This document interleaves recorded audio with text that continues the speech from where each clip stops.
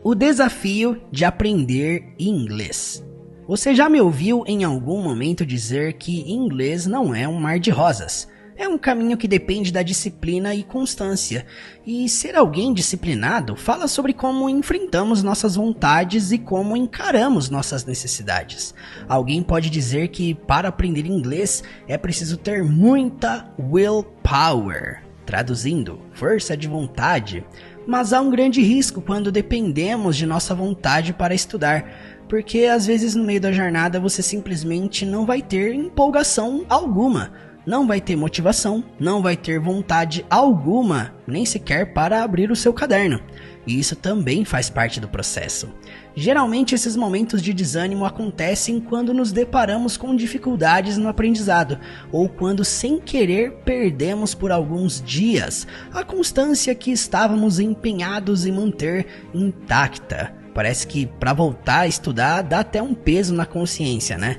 Entender que essa jornada é um desafio constante. Percebe-se que muitas vezes teremos que lutar contra nossa própria vontade e não depender da motivação. Pessoas que fazem apenas o que sentem vontade de fazer, dificilmente são pessoas que alcançam o sucesso. Conquistar qualquer coisa que vale a pena na vida requer esforço, requer dedicação, foco e muita perseverança. A forma como lidamos com nossos estudos fala muito sobre quem somos, quais as nossas motivações e o que nos guia para chegarmos a um fim de sucesso. Se eu estudo apenas quando tenho vontade, apenas quando me dá na telha, apenas quando a água bate na bunda, né? Significa que eu sou alguém que depende de motivações externas para seguir adiante. Agora, se eu me posiciono como alguém que paga o preço, que acorda cedo para estudar, que dorme um pouquinho mais tarde para consumir um pouquinho mais de conteúdo, que aproveita as horas vagas do dia para ouvir, assistir ou ler coisas em inglês, nós não temos poder sobre a colheita, mas temos total poder sobre o plantio, o que escolhemos plantar hoje para colher amanhã. Eu ainda não conheci alguém que se tornou fluente sem se dedicar constantemente, mas eu já conheci centenas de pessoas que começaram com um gás imenso nos primeiros dias, porém quando a força de vontade diminuiu, abandonou na primeira circunstância negativa. O fato é, se queremos um resultado na vida que nunca tivemos, vai exigir um preço que talvez nunca pagamos. Um sábio chamado Albert Einstein uma vez disse: "É loucura esperar resultados diferentes fazendo sempre as mesmas coisas." O sucesso no inglês amanhã está totalmente condicionado ao que estamos dispostos a fazer hoje. Seria loucura dizer que existe uma fórmula mágica para aprender inglês, a qual não exige esforço e nem sacrifício algum. Mas na vida real a fluência requer um preço, e você não precisa sofrer antecipadamente dentro desse processo. A sua jornada ela pode ser leve, divertida, atrativa a partir do ponto em que você foca no pouco por dia. Henry Ford uma vez disse: "Nada é tão difícil se for dividido em pequenas partes." Você não precisa ver a escada toda para subir. Você só precisa ver o próximo degrau. Será que o seu eu do futuro, o seu eu de 2024, está satisfeito com o preço que você tem pagado hoje? E aí? Aprender inglês é um desafio para os fortes que não se rendem nas primeiras dificuldades, mas partem para cima, custe o que custar. A jornada do zero à fluência é um desafio constante que no fim vai valer a pena. Quanto mais você sangrar aqui no campo de treinamento, menos você sangrará em campo de batalha.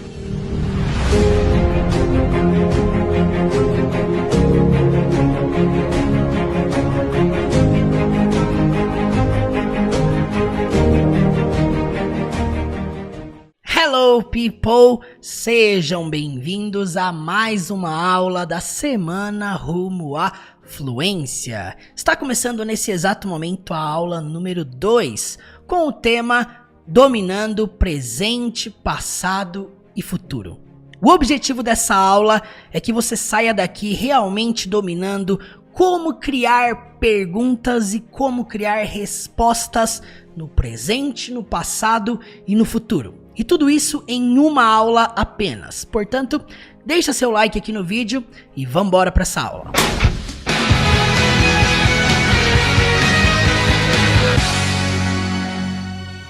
O principal propósito da semana rumo à fluência é descomplicar o inglês e mostrar que qualquer pessoa, independentemente da idade, independente de onde estudou, ou de onde veio, ou para onde vai, qualquer pessoa, independentemente da condição, qualquer pessoa é capaz de aprender inglês. E ontem, na primeira aula dessa série, nós falamos que um dos fatores principais de um bom aprendizado é o aluno ter dedicação, desempenho e principalmente disciplina. Nós ressaltamos aqui que a principal responsabilidade é da pessoa que está estudando e que sem disciplina e sem constância ninguém vai para lugar algum. Se por acaso você está me assistindo nesse exato momento e você ainda não assistiu a aula anterior, a aula número 1, Destravando o Inglês, que foi a primeira aula dessa série,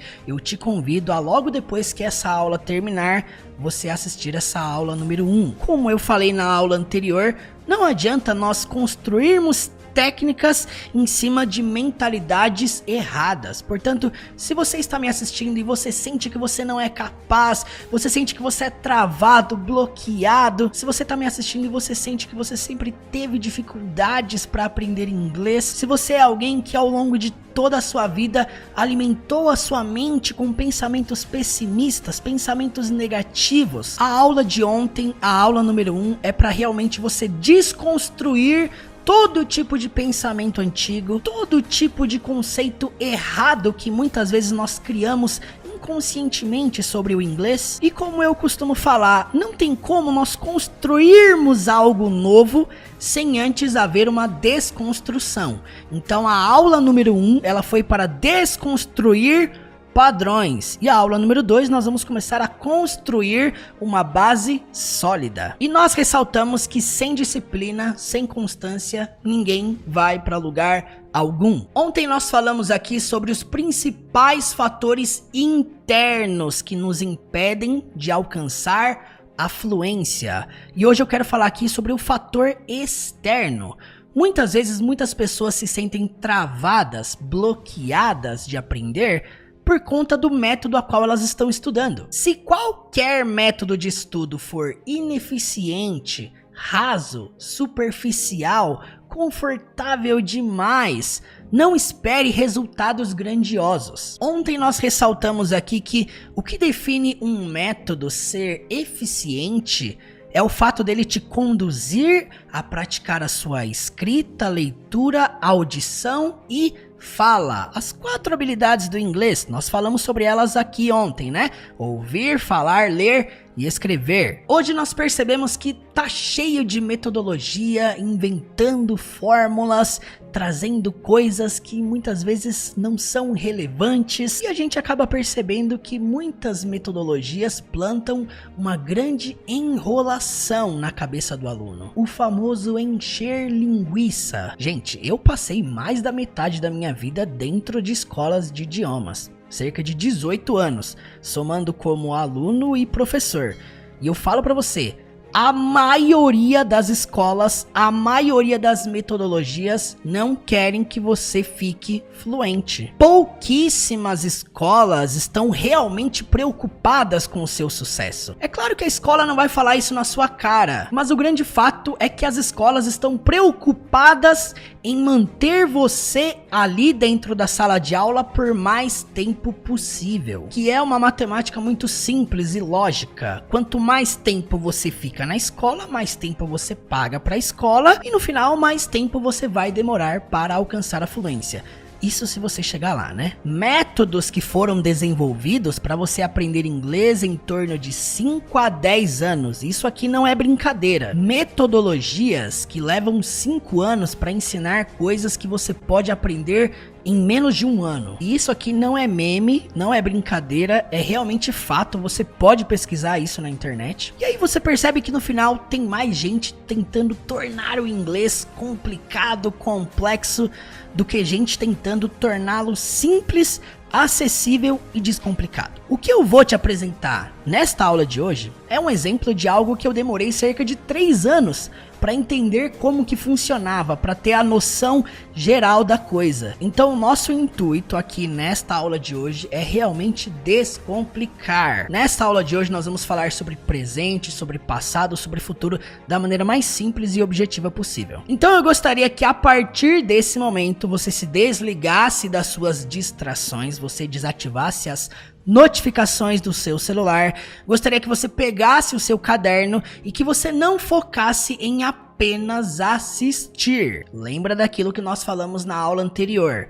Não é válido apenas assistir. Busque extrair tudo o que você vai ver dentro dessa aula de hoje. Então escreve no seu caderno, escreve no bloco de notas, escreve no Word, escreve no computador, no celular, onde for. Mas gostaria que você estabelecesse a importância da extração, de extrair tudo isso aqui e tornar esse conteúdo teórico uma prática dentro da sua vida. Então, para iniciarmos, já deixa seu like aqui embaixo, comente e participe conosco aqui no chat ao vivo. E nesse exato momento você vai compartilhar esta aula com alguém que está aprendendo inglês juntamente com você. Talvez alguém que você goste, alguém que você quer e tem interesse que embarque nessa jornada com você. E vamos lá, nesse momento eu quero te apresentar 4 fatores que são essenciais para criar perguntas no inglês, no presente simples, no passado simples e no futuro simples.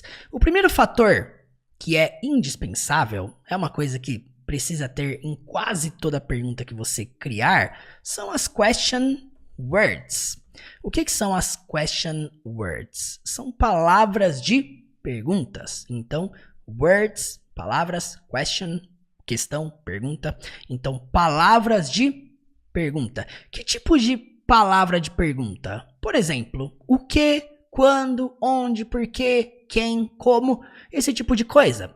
Geralmente, question words estão em quase todas as perguntas que nós formulamos no inglês. Além disso, nós temos outro fator que é indispensável. Algo que não pode faltar nas perguntas que nós vamos fazer aqui, que são os auxiliares, verbos auxiliares. Em inglês, nós escrevemos dessa forma: auxiliary verbs, que são os verbos auxiliares. E nós vamos falar sobre eles logo mais a seguir. Terceira coisa que não pode faltar dentro de qualquer pergunta que nós vamos elaborar aqui são os pronomes. Eu, você, ele, ela e assim por diante. Quarto fator que não pode faltar na criação de pergunta é o verbo. O verbo falar, comer, jogar, assistir, esse tipo de coisa precisa ter dentro de uma pergunta. Ninguém consegue fazer uma pergunta sem ter um verbo, né? Então nós temos aqui os 4 fatores que nós vamos utilizar para criar perguntas. E vai ser exatamente nesta ordem. Primeiro, question word, depois auxiliary verb, depois pronoun e depois verb. Esses 4 fatores, nessa determinada ordem, eles vão formular a nossa question structure, que significa estrutura de pergunta. Presta atenção na ordem que nós utilizamos, no padrão que nós utilizamos para criar perguntas no presente, no passado e no futuro. Vamos começar por aqui. Eu quero te apresentar primeiramente a primeira coluna, que é a coluna do question words, palavras de perguntas. Então, primeira palavra de pergunta que eu quero apresentar é what. Significa o que, ou às vezes qual. When significa quando. Where significa onde. E aqui na segunda coluna nós temos os auxiliares, os verbos auxiliares.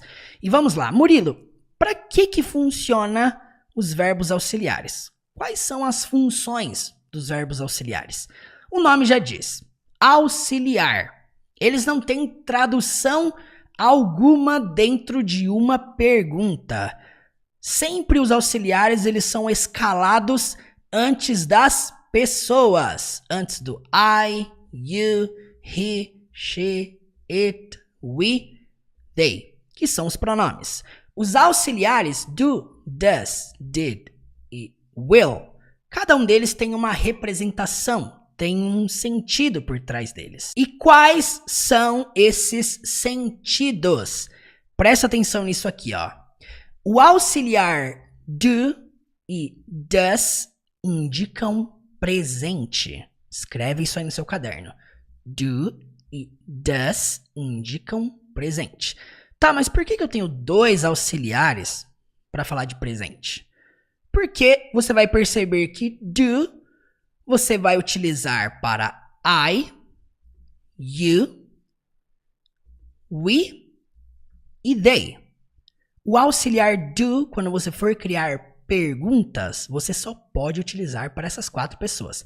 Eu, I, you, você ou vocês, we, nós e they, eles ou elas. Bom, então você percebe que do eu uso para essas 4, então tecnicamente as outras 3 que sobraram, he, she, it, são pronomes que nós utilizamos no presente com does. Então, para você entender melhor, eu vou escrever aqui embaixo. Do, nós utilizamos para I, you, we, they. E o does, nós utilizamos para he, she, it. Bom, esses dois são auxiliares de perguntas no presente, tá? Nós já vamos demonstrar isso aqui com exemplos. Então, eu tô aqui dando uma breve explicação para você entender quais são as funções dos auxiliares. Como eu falei, os auxiliares não têm traduções na pergunta, eles estão ali só para dar um sentido, mostrar que de fato é uma pergunta e indicar o tempo da pergunta. Auxiliar só está na pergunta para indicar o tempo da pergunta, algo que nós não temos no português. Não tem como explicar isso na língua portuguesa. Na língua portuguesa, quando nós queremos criar perguntas no presente, no passado e no futuro, o que faz diferença no tempo verbal no português é o verbo final aqui. Se eu falo o que você fala, eu sei que é presente por causa do fala. Agora, se eu troco fala por falará, o que você falará, aí eu troquei o fala por falará, aí eu já entendi que é futuro. Isso aqui funciona muito bem no português. No inglês não funciona assim. Por isso que às vezes é importante um pouco nos desprendermos do português para que nós possamos entender isso aqui. Você não vai encontrar sentido lógico na língua portuguesa que explique isso aqui. Então você entende que do e does indicam presente. Toda vez que você quiser fazer uma pergunta no presente, você vai utilizar do ou does. Como eu sei quando que eu vou utilizar qual? Dependendo da pessoa a qual você está se referindo na sua pergunta. Se for they, você vai usar do. Se for she, você vai usar does. E aí nós temos os outros dois auxiliares aqui no final, que é o did, indicando passado, e will, indicando futuro. Então aqui é muito mais simples, porque nós entendemos que did você usa para todos os pronomes e will você também usa para todos os pronomes, todas as pessoas. Eu, você, ele, ela e assim por diante. E aqui nós temos a coluna dos pronomes, né? Eu, você, ele, ela. Aqui pode ser ele ou ela, pode ser isso, mas lembre-se, para tudo que não é pessoa. A gente costuma falar que it é para objetos e animais, né? Mas é muito mais além do que isso, porque it eu vou me referir a tudo que literalmente não é pessoa. Eu poderia me referir a uma situação, ao vento, coisas que nem são físicas às vezes. E por último temos we, nós e they, eles ou elas. E aí nós temos aqui a última coluna da question structure, que são os verbos comuns. Eu coloquei aqui common verbs, verbos comuns. Speak, falar, work, trabalhar ou às vezes funcionar, play, atuar, brincar, jogar, read, ler, watch, assistir, go, ir, study, estudar. Quando nós analisamos a estrutura de pergunta, a question structure, dessa forma, você percebe que é muito mais simples do que parece você criar perguntas no presente, no passado, no futuro, usando esta ordem. Você vai perceber que toda e qualquer pergunta que você for criar no presente, passado ou futuro, você vai perceber que ela vai começar ou nessa coluna das question words, what, when, where, e tem mais palavras que essas, né? Tem porquê, como, enfim, nós não vamos explorar as outras porque o foco aqui não é expandir vocabulário, mas é mostrar como que funciona a estrutura. Se você conhece outras, por quê, como, enfim, acrescente no seu vocabulário, acrescente nos seus estudos, na sua prática, mas eu quero te mostrar que toda e qualquer palavra de pergunta você encaixaria nessa ordem aqui, sempre no começo. A sua pergunta, geralmente, ela vai começar dessa coluna ou dessa. A sua pergunta, grava isso no seu caderno, a sua pergunta, ela jamais começa com o pronome. Independentemente do tamanho da sua pergunta, ela sempre vai começar ou com a question word ou com o auxiliar. Pergunta sem auxiliar não é pergunta. Você precisa disso aqui para dar um sentido à sua pergunta, para mostrar em que tempo que você tá. Agora que você entendeu como que você cria perguntas no presente, no passado e no futuro, o que que nós precisamos fazer? Agora que você entendeu, agora que você conheceu, nós vamos aplicar e criar perguntas. Então vamos lá. Eu trouxe aqui um exemplo de pergunta. What do you read? What do you read? Significa o que você lê. Bom, aqui nós percebemos que nós usamos do, o que indica presente. Nós usamos you, significa você ou vocês, dependendo do contexto. E usamos o verbo read, da sua forma comum mesmo. Ou seja, percebemos que pelo fato de usar do, a minha pergunta está sendo feita no presente. O que você lê. Não é o que você leu e não é o que você vai ler. Não, é o que você lê. What do you read? E se por acaso eu trocasse o auxiliar da pergunta? Lembra aquilo que eu falei? O auxiliar, ele manda no tempo da pergunta. Se eu troco o auxiliar, eu mudo o sentido completo da pergunta. Portanto, se eu troco do, por exemplo, por did, que representa passado, a minha pergunta deixa de ser o que você lê e passa a ser o que você leu. What did you read? Perceba aquilo que eu falei aqui sobre a língua portuguesa. No português, nós alteramos o verbo. Aqui no inglês, você não altera o verbo, você altera o auxiliar. O auxiliar aqui é o que manda no tempo da pergunta. Você não precisa ficar preocupado na sua pergunta em ter que mudar o verbo aqui. Ah, eu preciso saber como é que é o verbo no presente, no passado, no futuro. Não, você não precisa. Em qualquer pergunta, você vai usar o modo comum do verbo. Você não vai fazer alterações aqui na última coluna, você vai fazer alterações aqui para definir o tempo verbal da sua pergunta. Portanto, quando alguém te pergunta what do you read, é o que você lê. Presente, o que você lê? Agora, se eu pergunto what did you read, a minha pergunta passa a ser o que você leu. Em algum momento do seu passado, o que você leu? What did you read? Bom, aqui nós percebemos que o auxiliar manda no tempo da pergunta. Se eu, por acaso, trocar did por will, você percebe que aqui eu já mudo também o sentido da minha pergunta? Ao invés de o que você leu, agora passa a ser o que você lerá. O que você vai ler? O que você lerá? What will you read? Percebe, gente? Se eu pergunto what do you read? What did you read? What will you read? São perguntas muito diferentes apenas pelo fato de trocar o auxiliar. Então vamos fazer o seguinte aqui, vamos explorar possibilidades de perguntas que nós poderíamos criar com essa estrutura. Vamos supor que eu quero perguntar quando. Começar com quando. When. Quando, eu quero perguntar quando você assiste. Quando você assiste? Quando você assiste é uma pergunta no presente. Não é quando assistiu e não é quando vai assistir, é quando assiste. Então, do. Beleza. You, você. Watch, assiste. When do you watch? Mas vamos supor que eu quero saber quando você assistiu. Basta pegar o do e trocar por did, passando a ser when did you watch? Quando você assistiu.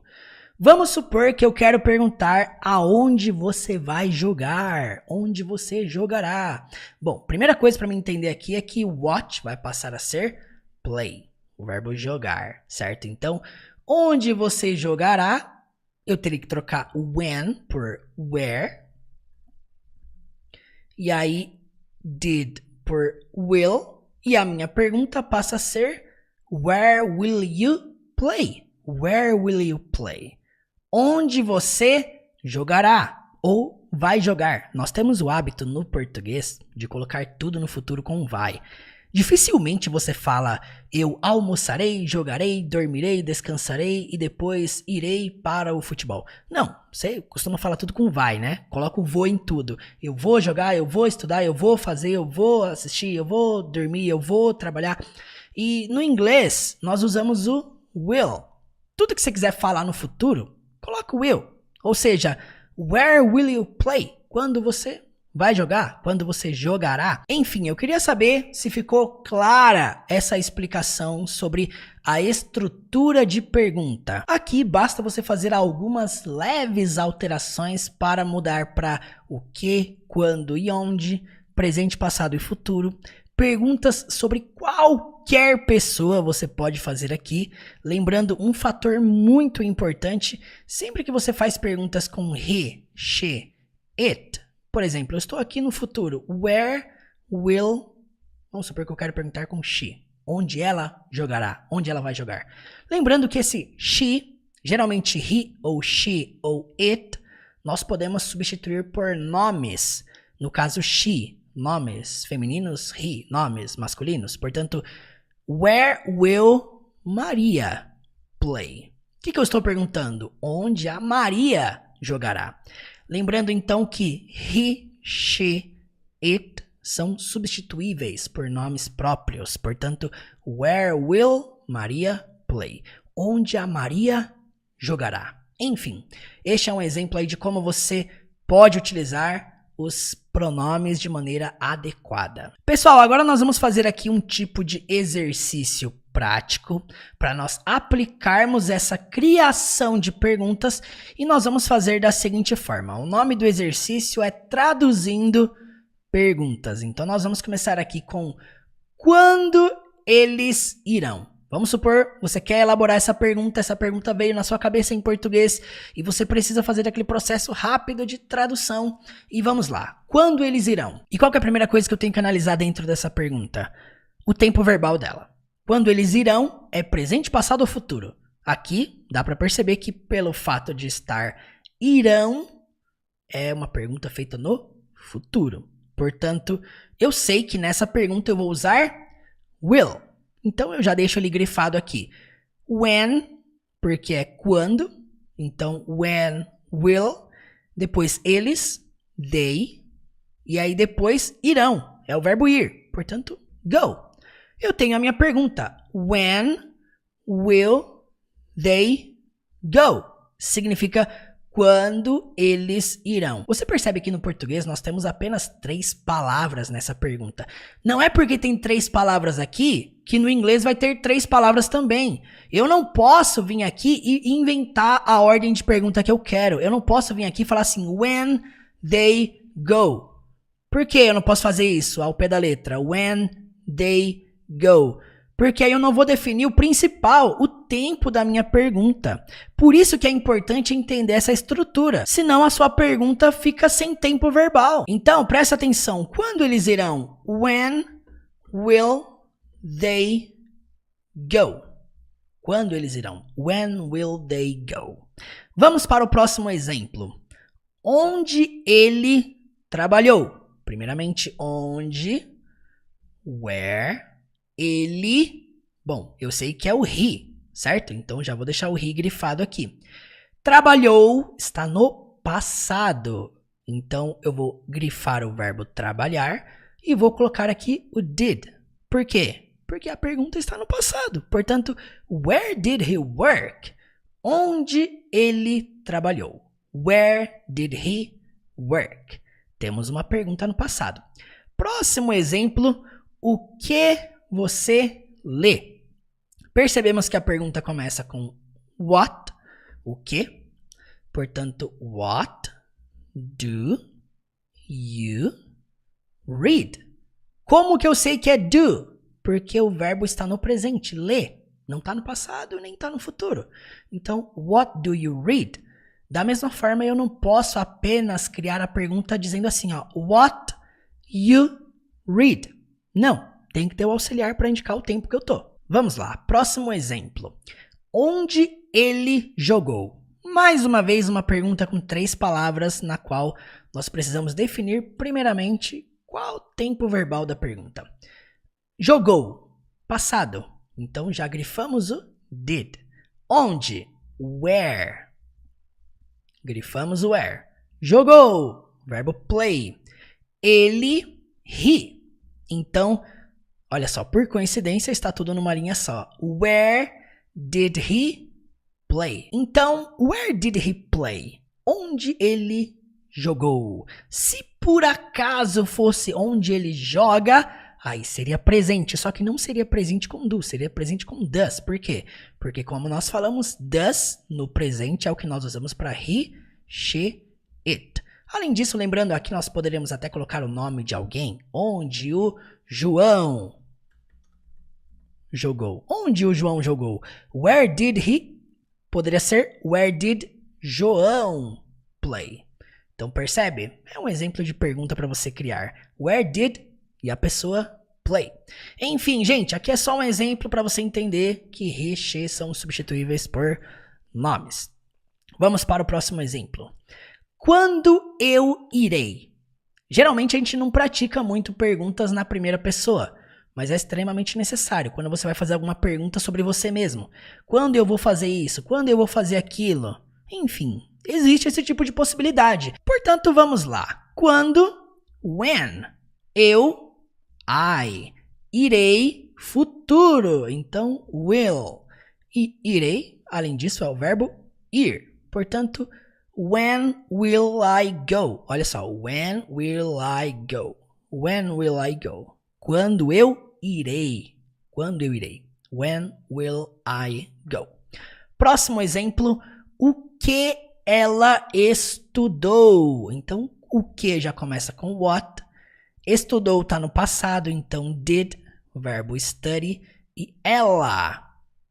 O que ela estudou? What did she study? What did she study? O que ela estudou? Próximo exemplo. O que você assiste? É uma pergunta que está no presente, feita com you e com what, com o verbo também assistir, watch. Nós temos uma diferencinha aqui de pronúncia, tá? What, aqui você não enfatiza o T e aqui você enfatiza o TCH, watch, watch. Então aqui tem um watch, mais forte, watch. E aqui é what. Então, what do you watch? What do you watch? Repete comigo aí. What do you watch? What do you watch? O que você assiste? Próximo exemplo, vamos lá.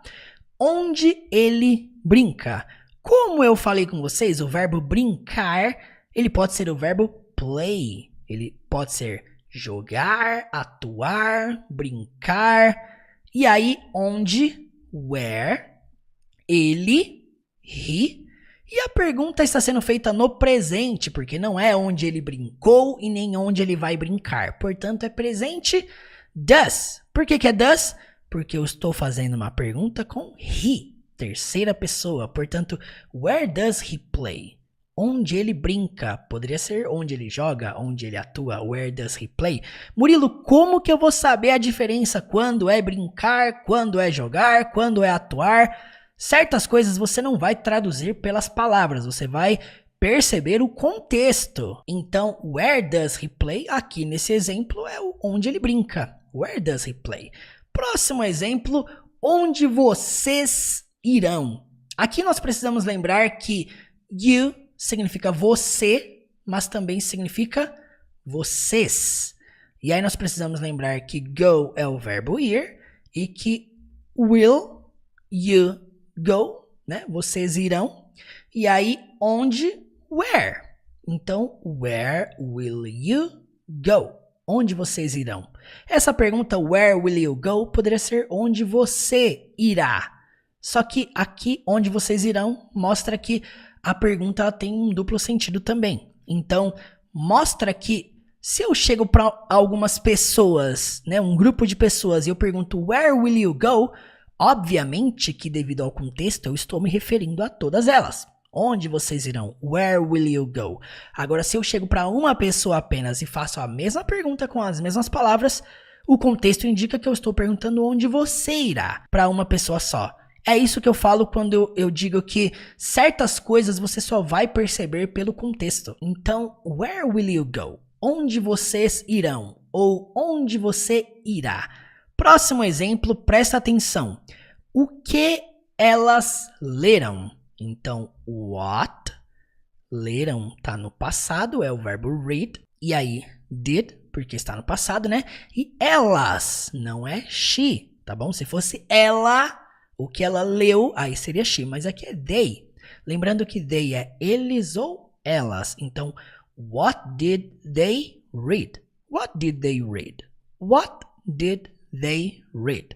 Uma coisa que é muito importante, que você não pode esquecer quando você for formular qualquer pergunta no inglês, é você mudar o seu tom de voz. Ninguém faz pergunta como se estivesse afirmando, né? Você já pensou eu fazendo uma pergunta no inglês com o mesmo tom de voz de uma afirmação? Por exemplo, what did they read?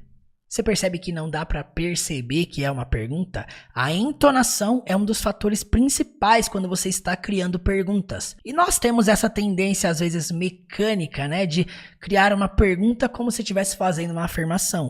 É importantíssimo mudar o tom de voz quando fazemos perguntas, ok? Partindo para o próximo exemplo, olha só. O que você falará?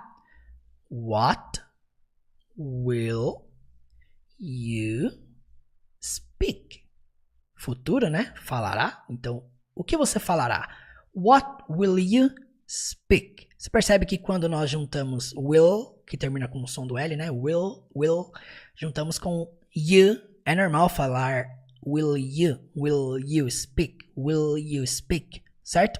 E aí, próximo exemplo, olha só que interessante, nós temos aqui uma pergunta com duas palavras apenas. Ele joga? Ele joga? Você pode pensar assim, é simples traduzir isso, é só falar he play e já era. Mas não! Lembre-se, a pergunta só é pergunta se tem auxiliar. Isso aqui não tem auxiliar, então precisa de um auxiliar. Então, tá no presente? Sim. Então bota um does aí na frente e pergunta does he play? Does he play? Ele joga? Próximo exemplo, olha só. Mesma coisa aqui, ó. Você foi? Tem duas palavras, mas eu nunca começo com a pessoa. Eu não falo you go? Não, porque se eu falar you go, não tem como representar tempo verbal algum. Por isso que é importante lembrarmos sempre de colocarmos o auxiliar. Nesse caso aqui é did. Por quê? Porque eu estou no passado. Did you go? Você percebeu que nessas duas últimas perguntas aqui no ele joga e aqui no você foi, nós não utilizamos as question words, o que nos mostra que nem todas as perguntas que nós fazemos envolvem as palavras de perguntas. Agora, o que nós precisamos lembrar é que a nossa pergunta ou ela começa aqui ou ela começa aqui. Ou ela começa na coluna das question words ou ela começa pelos auxiliares. O que nós não podemos fazer é começar a pergunta com a pessoa. Gramaticalmente falando, é incorreto você começar com a pessoa. Portanto, este é o modo mais simples, mais fácil, mais objetivo de criar perguntas no presente, no passado e no futuro. O que é interessante no seu momento de prática, no seu momento de criar perguntas? Faça isso aqui. Crie várias perguntas em português e estruture-as em inglês de acordo com a question structure que você aprendeu nesta aula. No seu momento de prática, se você conhece mais palavras de pergunta, aumente a sua lista aqui para baixo. Se você conhece mais verbos, muitos outros verbos, aumente essa lista aqui para baixo e comece a praticar possibilidades. Não adianta nada nós termos esse conhecimento da estrutura, termos esse conhecimento da ordem, se nós não praticarmos. Isso aqui é algo que nós ressaltamos firme na aula anterior. Não adianta você apenas gastar sua energia em conhecer isso aqui. Você vai perceber que conhecer é simples, não é algo complexo. Agora vem o ponto de você praticar. Então agora você percebeu que para criar qualquer pergunta no presente simples, passado simples e futuro simples, você precisa de um auxiliar. E além disso, você não altera o verbo aqui no final. Somente nas perguntas os verbos não se alteram. Você vai perceber que para criarmos respostas, existem algumas alterações que não são nada complexas. Para nós explorarmos um pouco mais, nós vamos agora responder algumas perguntas. Nós vamos dividir aqui presente, passado e futuro, de maneira bem clara, bem detalhada, para você entender como que você responde perguntas como as que nós acabamos de fazer aqui. E para começar, vamos iniciar aqui falando sobre o simple present, presente simples. Como nós falamos, o presente simples, quando nós criamos perguntas, ou nós usamos do, ou nós usamos does. Lembrando, do para I, you, we, they, e does para he, she, it. E aqui, para melhor representação, nós vamos trabalhar com exemplos. Primeiro exemplo, do you speak English? Um tipo de pergunta que você tem duas respostas possíveis. Primeiro, yes, I speak English. Sim, eu falo inglês. No, I don't speak English. Não, eu não falo inglês. Então você percebe que quando você quer afirmar, você fala I speak. Maneira mais simples, eu falo. E quando você quer negar algo que você não faz, lembrando, nós estamos no presente, você utiliza don't, que é a forma negativa do do. Portanto, I don't speak, eu não falo. Então, quando você usa esse termo, don't, ele indica algo que você não faz. Estamos dentro do presente simples. Muitas pessoas confundem porque existem vários termos que significam o não. Por que que aqui no é não e aqui don't também é não? Você precisa entrar dentro da estrutura. Entrando dentro da estrutura, você vai perceber que qualquer coisa que você negue no inglês, no presente, com as pessoas I, you, we e they, você sempre vai usar don't. É dessa forma que nós precisamos enxergar o inglês. É realmente, em certos pontos, você se desprender do português, porque você vai tentar encontrar sentido nisso aqui no português e você não vai achar, não adianta. Então grava na sua mente o seguinte, toda vez que eu quero falar algo que eu não faço, eu vou usar o don't. I don't, you don't, we don't e they don't. Então lembra, do, I, you, we, they. Com essas 4 pessoas. Então, don't você só pode usar também com essas 4 pessoas. E você percebe? Nós não alteramos o verbo falar. Nem na pergunta, nem na afirmação e nem na frase negativa. Próximo exemplo aqui para nós explorarmos. Does indica presente e indica terceira pessoa. Terceira pessoa é aquilo lá, né? Eu sou a primeira, você é a segunda. Terceira é sempre a pessoa na qual nós estamos falando sobre. Ou seja, eu estou falando sobre ele, estou fofocando sobre ele. Ele fala inglês? Does he speak English? Então lembra, does é o tipo de auxiliar que nós usamos no presente na terceira pessoa. He, she, it. Portanto, does he speak English? Ele fala inglês? Aqui vai ficar um pouco diferente. Nós temos uma regra a acrescentar aqui. Yes, he speaks English. Aqui nós percebemos que o speak, ele passa a ser speaks. Essa é uma regra do presente simples. Toda vez que você faz uma afirmação, perceba, afirmação, frase afirmativa, frase positiva, você necessita colocar um S no final do verbo para fazer qualquer afirmação na terceira pessoa. He, she, it. Se eu quero falar assim, ó, o Marcos gosta. Marcos likes. Se eu quero falar Joana fala. Joana speaks. Se eu quero falar John joga. John plays. Se por acaso eu quiser falar o Murilo vai. Murilo goes. Percebe que qualquer afirmação que você faça no presente, na terceira pessoa, he, she, it, você vai precisar colocar um S no final do verbo. Só que isso só acontece nas frases afirmativas, gente. Quer dizer que quando eu faço uma frase negativa, eu faço da seguinte forma. No, he, e agora não vai ser don't, vai ser a forma negativa do does, que é o doesn't. Então, no, he doesn't speak English. Então, nós percebemos que agora nós não usamos mais don't, nós usamos doesn't, e nós não alteramos o speak. Nós não falamos doesn't speaks, nós falamos doesn't speak. Se você bater o olho nessa regra, você vai perceber que não é uma coisa complexa. Na pergunta, você não altera o verbo, na frase afirmativa, você altera, e na frase negativa, você não altera, mas você utiliza o doesn't antes. Então aqui, lembrando, estamos no presente. Ele não fala he doesn't speak. Eu não posso falar he don't speak. Não existe isso. Por quê, Murilo? Porque do e don't nós só usamos para I, you, we e they.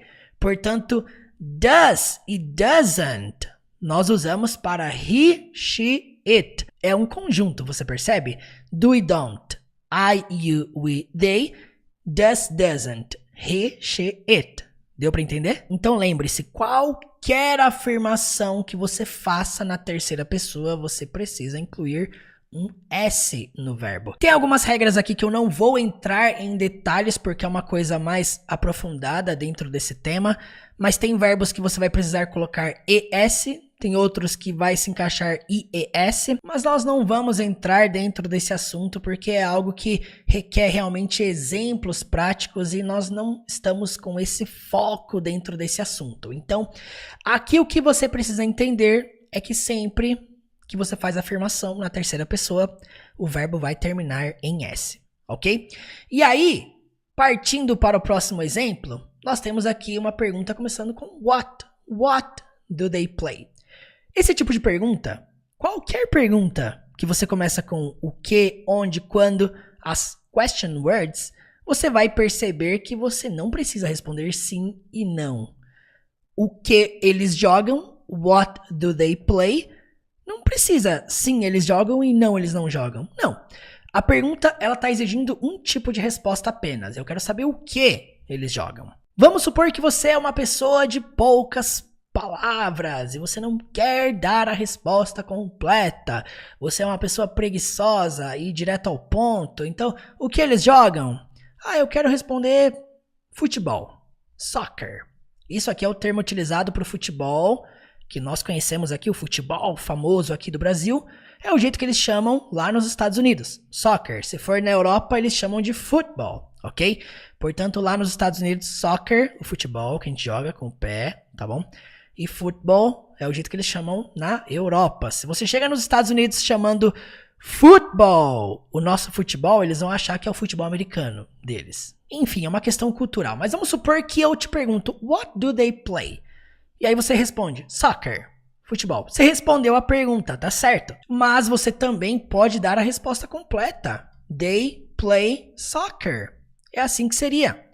Eu aconselho o seguinte, se você não está acostumado a criar frases no inglês, não começa resumindo tudo. Tira esse hábito preguiçoso de a pessoa perguntou, responde só com yes ou só com no e tá tudo certo. Não, vai a fundo. Cria a frase maior, se desafia, aumente as suas frases. Por exemplo, a pessoa te perguntou o que eles jogam. Vai fundo, vai além. Eles jogam futebol todo dia. Eu poderia acrescentar every day, todo dia. Sabe o que acontece dentro do inglês? Nós temos as longas respostas e nós temos as curtas respostas. Muitas pessoas gostam apenas de utilizar as curtas respostas, que nós chamamos no inglês de short answers. Por exemplo, eu vou pegar como exemplo aqui essas 3 perguntas que nós fizemos aqui no presente. Do you speak English?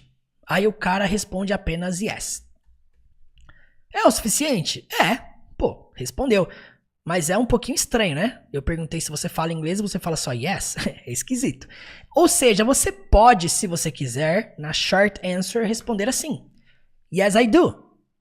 Murilo, mas I do? Assim mesmo. Esse do, ele é uma resposta afirmativa à pergunta feita com do. Se eu pergunto pra você assim, do you speak? Você pode responder, yes, I do. Se eu te pergunto, você assiste? Do you watch? Você pode responder, yes, I do. Ou seja, qualquer pergunta que eu faça com do, que requer uma resposta sim ou não, né? E você for responder com sim, você pode falar, yes, I do. Ou seja, aqui na negativa eu também poderia responder, no, I don't. Respostas curtas, respostas abreviadas, opções de resposta, ok, gente? Na prática é muito comum você ver esse tipo de coisa. Só que se você está estudando criação de respostas, criação de frases, e você precisa acostumar-se a falar frases mais longas, não vai por esse caminho. Porque isso aqui também é um lado confortável da coisa. Não força você a criar frases, força você a ficar ali com 2, 3 palavras no máximo. Por exemplo, nós temos o outro sentido aqui, ó. Does he speak English? A resposta poderia ser yes, he does. Assim como poderia ser também no, he doesn't.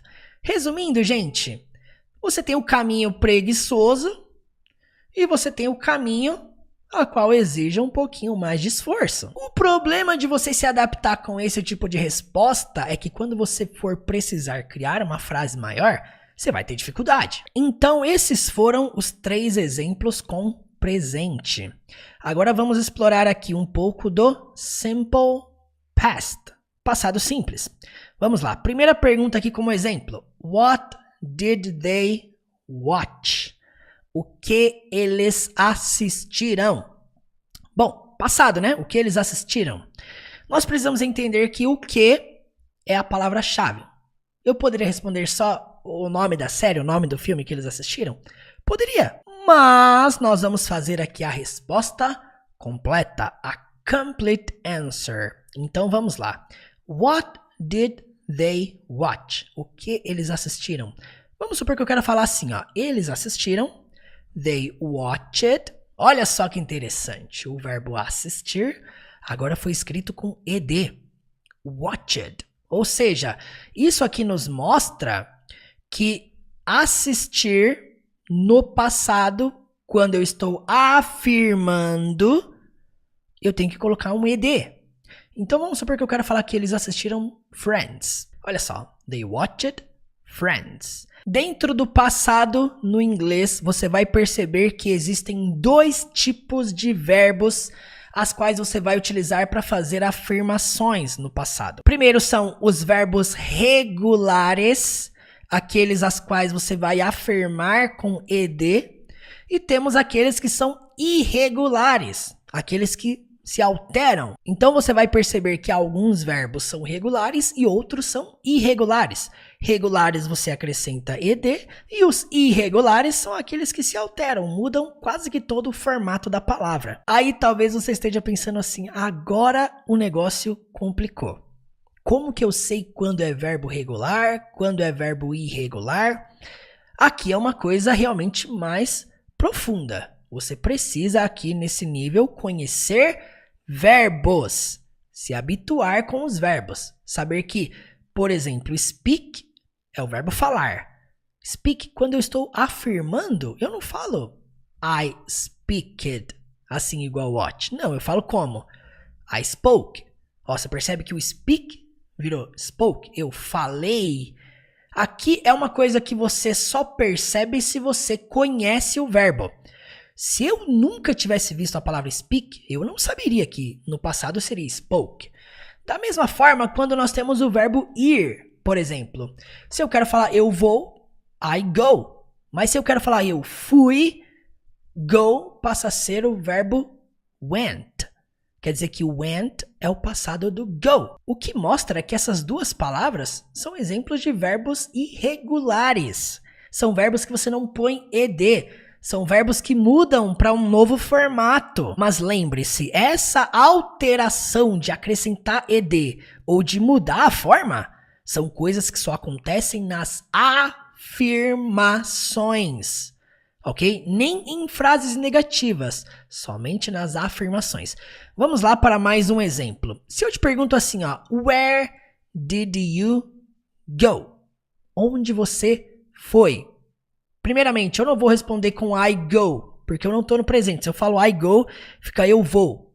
Não, eu tenho que colocar o verbo go no passado. E aí você estudando inglês, você dentro do método do curso do Teacher Murilo, você percebe que go no passado é went. Então, quando você fala I went, eu fui.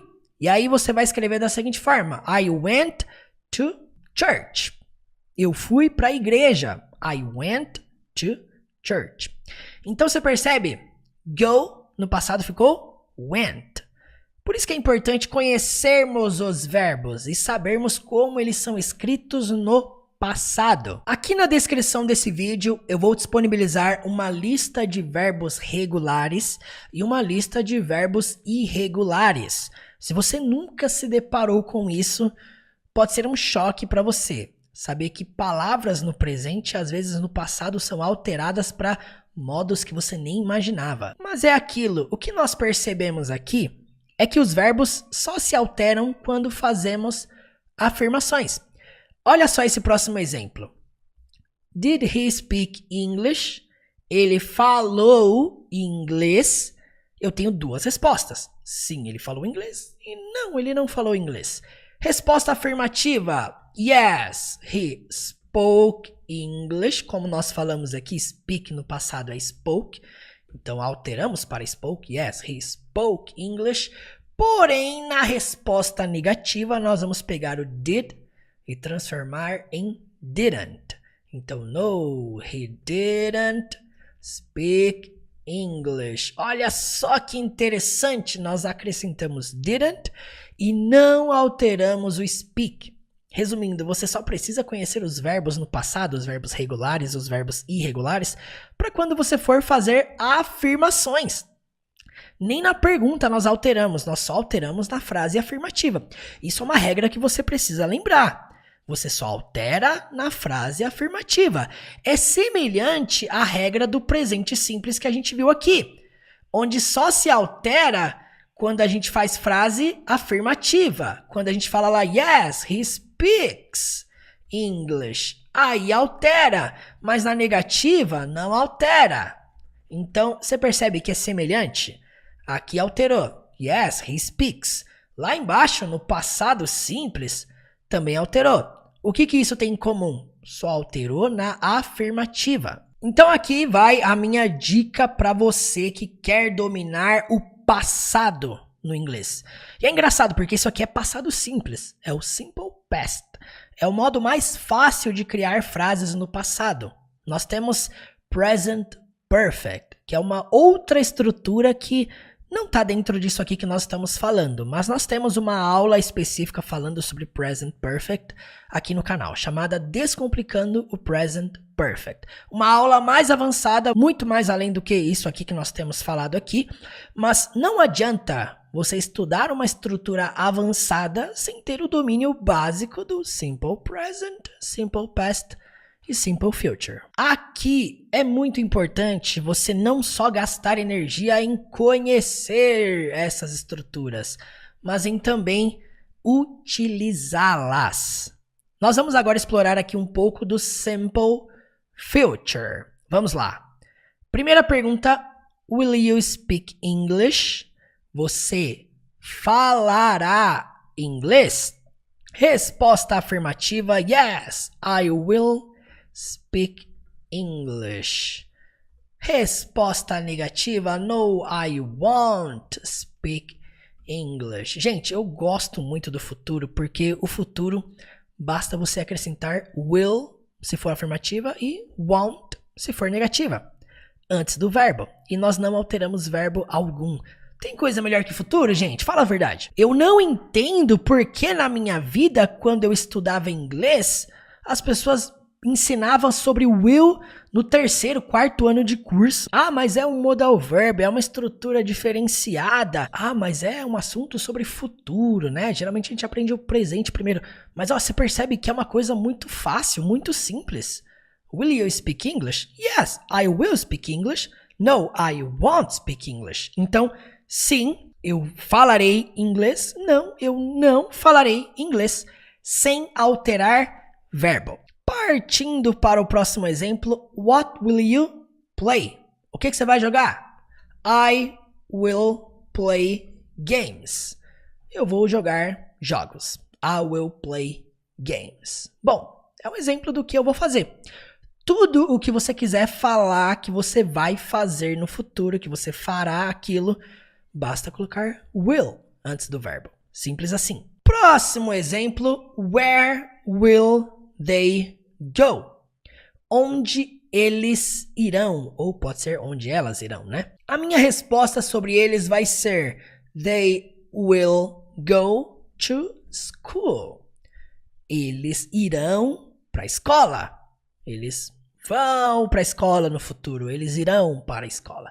They will go to school. Vamos aqui então fazer um breve resumão. Se eu quero falar, eu falo inglês, I speak English. Se eu quero falar, eu falei inglês, I spoke English. Se eu quero falar que eu falarei, eu vou falar inglês. É dessa forma, I will speak English. Presta atenção, presente, passado e futuro. Deu para entender? Alguma pergunta, alguma dúvida? Manda aqui nos comentários. Vamos supor que eu quero transformar essas 3 frases em frases negativas. Olha só o que eu fiz. Eu copiei e colei aqui embaixo. Para você ver que não é tão complexo assim quanto aparenta. Vamos lá. I speak English. Eu falo inglês. Mas vamos supor que eu quero transformar essa frase em frase negativa. Vai passar a ser I don't speak English.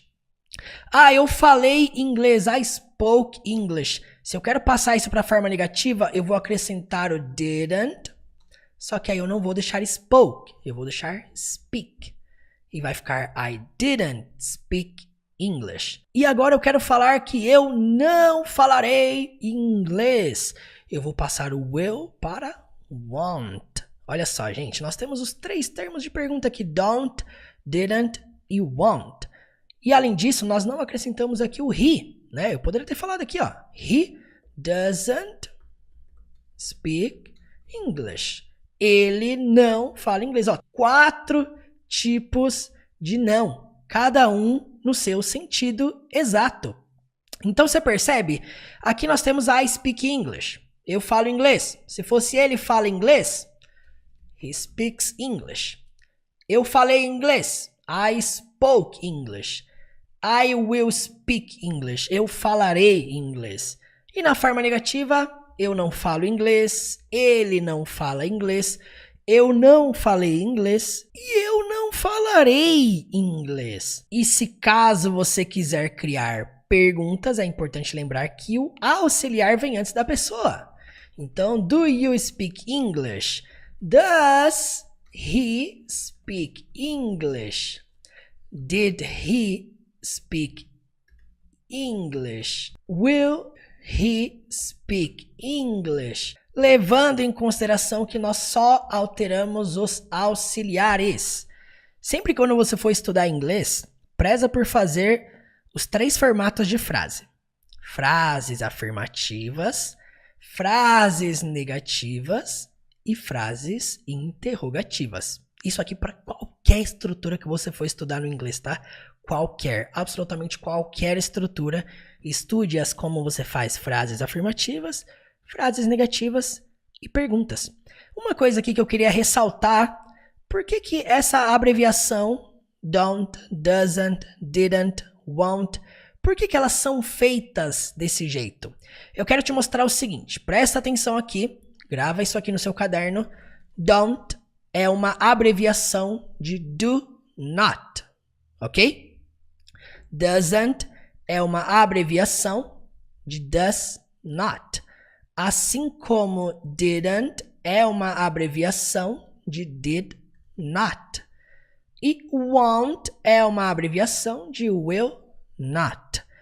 Isso quer dizer, isso nos mostra que se por acaso eu não quiser falar de maneira contraída, e se eu quiser falar assim, ó, I do not speak English, desse jeito aqui, ó, posso falar. Não tem absolutamente nada de errado. Quando eu falo I do not e quando eu falo don't, é a mesma coisa. Então, I do not speak English, I does not speak English, I did not speak English, I will not speak English. Tudo depende da entonação da sua frase. Então, isso aqui é para você entender o que é essa contração, como que elas são construídas, por que elas são escritas dessa forma, modos diferentes de você expressar a mesma coisa. Tudo isso que nós falamos aqui no presente, passado e futuro, frase afirmativa, frase negativa e frases interrogativas, é para você realmente descomplicar na sua cabeça o modo de você criar perguntas, o modo de você criar respostas, o modo de você visualizar o inglês e parar de tentar achar sentido no português em coisas que você vai precisar entender dentro da língua. É por isso que nós falamos tanto sobre pensar em inglês. Não estou dizendo que você deve abandonar o português para aprender inglês. Não, não é isso. Mas às vezes você vai precisar se desvincular e parar de procurar sentido em tudo, em tentar criar frase em inglês como se você estivesse criando frase em português. Você percebe que só o fato de existir esses auxiliares já mostra que a nossa língua portuguesa é diferente da língua inglesa. E nós não podemos querer criar frases no inglês do mesmo jeito que você cria frase em português. Não vai funcionar. Pode ser que você levante a seguinte pergunta depois de tudo isso. Murilo, mas e o verbo to be? Aonde que o verbo to be se encaixa nisso tudo? Aliás, se eu te perguntar o que é verbo to be, você saberia me responder? Se eu te perguntasse o que você aprendeu sobre verbo to be na escola, você saberia me responder? Muitas pessoas dizem que fizeram mestrado de verbo to be na escola.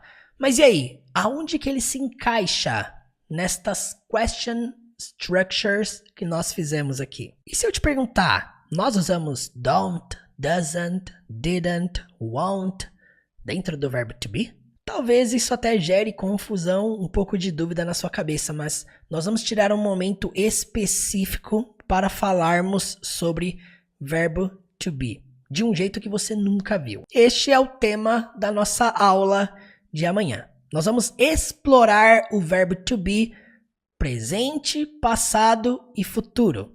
Nós vamos falar sobre todas as estruturas que utilizam o verbo to be dentro do inglês.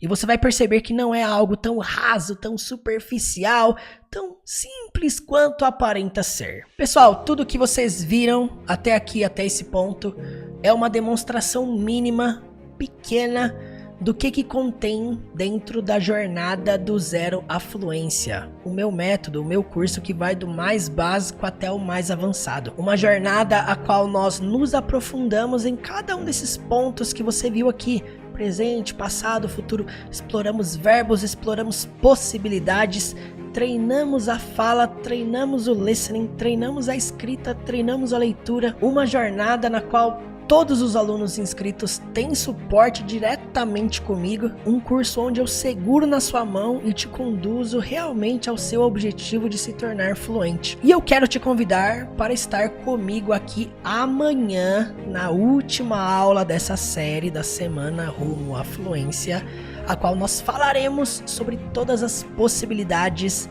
de como nós utilizamos o verbo to be. E além disso, amanhã eu também abrirei as inscrições para a jornada do zero à fluência. Se por acaso você tem interesse em saber o que contém dentro desse curso, o que contém dentro dessa jornada, como que ela funciona, eu organizei tudo dentro de um único link aqui na descrição, teachermurilo.com/do zero à fluência.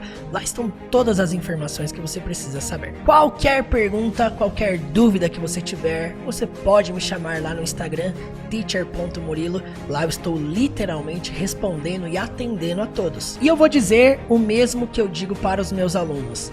Você não está sozinho, sozinha nesta jornada. Se você quer ir rápido, vai sozinho. Se você quer ir longe, vá com alguém. Então amanhã não perca a última aula dessa série, a qual nós vamos descomplicar de fato o verbo to be e entender todas as estruturas as quais utilizamos o verbo ser ou estar. Então amanhã você não vai só aprender, conhecer, mas descomplicar e também praticar tudo sobre essa estrutura que muita gente se confunde. Eu conto com você nessa e não saia dessa aula sem deixar o seu like, o seu comentário dizendo o que você achou dessa aula especial. Se tudo isso te ajudou, compartilhe com alguém que está nessa jornada rumo à fluência com você. Não esqueça mesmo de me seguir lá no Instagram, teacher.murilo. Lá tem dicas de inglês absolutamente todos os dias. Muito obrigado pela atenção e eu te vejo amanhã neste mesmo horário, neste mesmo canal. Até lá! E o meu propósito aqui na internet é ser uma placa. Placa só tem uma única função: indicar a direção correta. Hello guys! Convite para você consuma inglês da vida real todos os dias. Caso você não saiba, a essência da memorização é a prática. A maioria das coisas você não diferencia pela tradução, você diferencia pelo contexto. A gente tem muito a agregar um ao outro, essas centenas de regras, e deve estar pensando assim: eu nunca vou decorar isso. Estudem bastante com este vasto conteúdo que segue uma metodologia eficaz rumo à fluência. Você tem o meu suporte. Eu desenvolvi uma jornada, aulas especiais completamente diferenciada. Qualquer pessoa que se dedica, não tem coisa melhor do que se falar sem ter nenhum medo de errar. Como estudar inglês com filme? Por acaso se sente confuso? Mas como é que eu faço então? Que não poderia faltar um canal que ensina inglês com filme. Prático e simples de aprender inglês. Uma das minhas principais intenções aqui nesse trabalho além de ensinar, é despertar interesse para algo que é importante. Eu espero poder continuar fazendo esse trabalho pelo resto da minha vida, mas de uma forma que você aprenda a criar frases com naturalidade, com espontaneidade. Se você é fã deste método de aprender inglês, eu decidi trazer aqui para vocês hoje. Vai acontecer a semana rumo à fluência. Tenta reproduzir o que você está aprendendo de maneira natural. É um cara legal. O porquê que você está aqui? Volta lá, assiste essa aula. Mas agora eu digo a vocês: I need you to come. Eu preciso que você venha. Pergunto pra você: você falará inglês? Dessa forma, ninguém quer uma caneta. Algo que você deveria fazer como uma recomendação. Tem sido a honra da minha vida servir vocês. Se você perde as oportunidades hoje, porque tá deixando pra amanhã. Aprender com os erros e consertar eles, né? Você sente que já perdeu muitas oportunidades na vida? Você deixa as pessoas apontarem o dedo na sua cara e te dizerem que você não é bom. Eu quero continuar te ajudando ainda mais nessa jornada rumo à fluência. Você vai deixar essa oportunidade passar? Qual vai ser o seu próximo passo?